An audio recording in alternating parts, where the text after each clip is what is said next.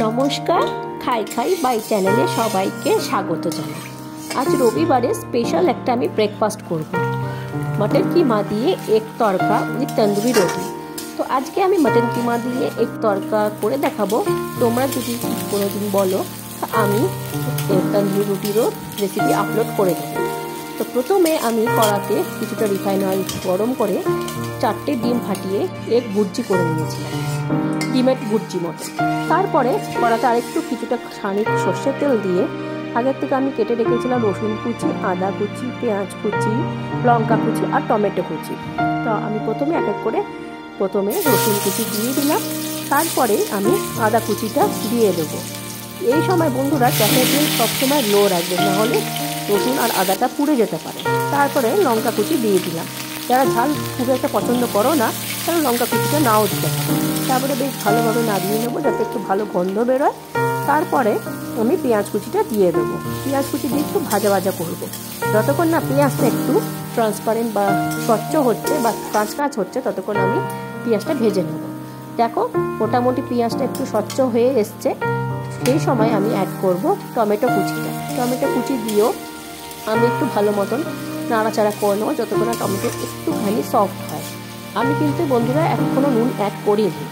তারপরে আমি আগের থেকে মটন কিমাটাকে ধুয়ে পরিষ্কার করে জল ঝরিয়ে রেখেছিলাম, সেটা দিয়ে দেবো।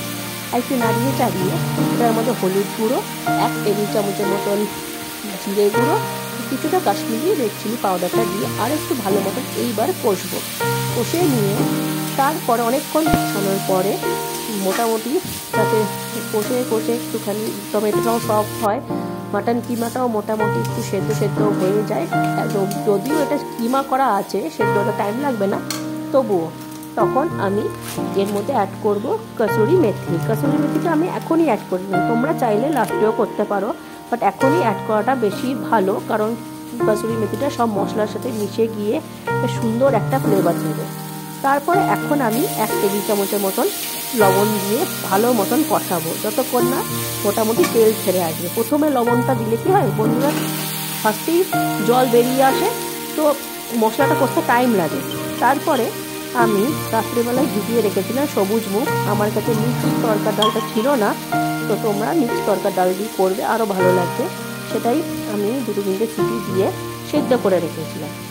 সেটা এখন দিয়ে সব মশলার সাথে ভালোভাবে মিশিয়ে কষে নেব। বেশ ভালো মতন মশলাটা কষা করব। করার পরে আমি সানরাইজের তড়কা মশলাটা এখানে ইউজ করব। এই তড়কা মশলাটা দিলে পুরো একদম হুবহু রেস্টুরেন্ট ধাবা স্টাইলের মতন ফ্লেভারও আসবে, খেতেও লাগবে, স্বাদে গন্ধে একদম একাকার হয়ে যাবে। তারপরে আমি এটা ভালো মতন একটুখানি মিশিয়ে নেব মশলার সাথে। তোমরা এই তড়কা মশলাটা যে কোনো দোকানে পেয়ে যাবে। তারপর খানিকটা আমি জল অ্যাড করব, বেশি জল এখন আমি দেবো না। খানিকটা জল অ্যাড করে কিছুক্ষণ ঢাকা চাপা দিয়ে রেখেছিলাম। তারপর ঢাকনা খুলে আরেকটু জল মিশিয়ে দিয়ে লবণ দিয়ে আরেকটু ভালো মতন এটাকে ফুটতে দিয়েছিলাম। একটু ফুটে উঠলে তখন আগে থেকে বানানো ডিমের ভুর্জিটা আমি এর মধ্যে দিয়ে দেবো।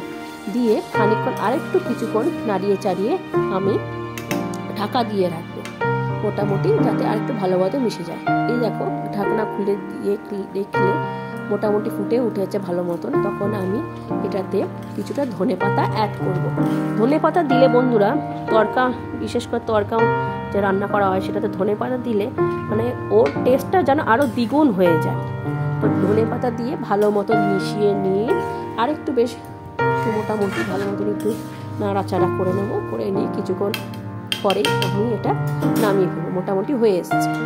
এই যে আমি একটা বাটিতে নামিয়ে ফেলেছি তড়কাটা, মাটন কিমা দিয়ে এক তড়কা নামিয়ে ফেলছি। ওর মধ্যে আমি 1 চামচের মতন বাটার দিয়েছি। দেখবে রেস্টুরেন্টে বা ধাবাতে ওরা বেশ কিছু বাটার ইউজ করে, তো আমিও দিয়েছি, দিয়ে ঢেকে রেখেছি কিছুক্ষণ মেল্ট হওয়ার জন্য। ওই দিকে আমি তন্দুরি রুটিটা বানিয়ে নেব।